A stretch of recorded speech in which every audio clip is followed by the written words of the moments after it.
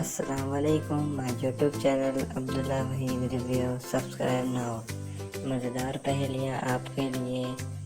सवाल, वो कौन सा जानवर है जिसके पैर नहीं लेकिन फिर भी तेजी से दौड़ता है?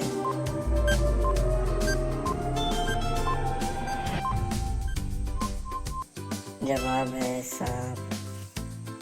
अगला सवाल, दुनिया में मौजूद परिंदों में सबसे ज़्यादा उम्र किस परिंदे की है?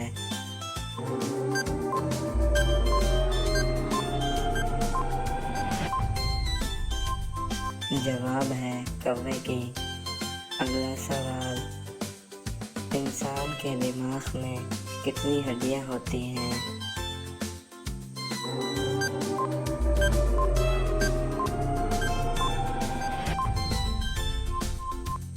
जवाब है 8 हड्डियां।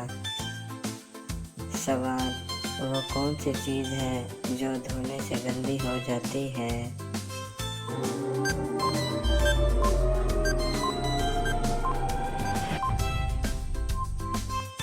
जवाब है पानी। सवाल, दुनिया का वो कौन सा मुल्क है जिसके 3 नाम हैं?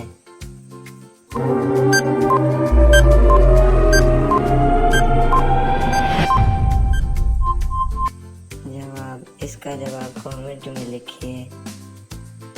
अगर आपको वीडियो अच्छी लगी हो तो फिर लाइक करें और चैनल को सब्सक्राइब करें।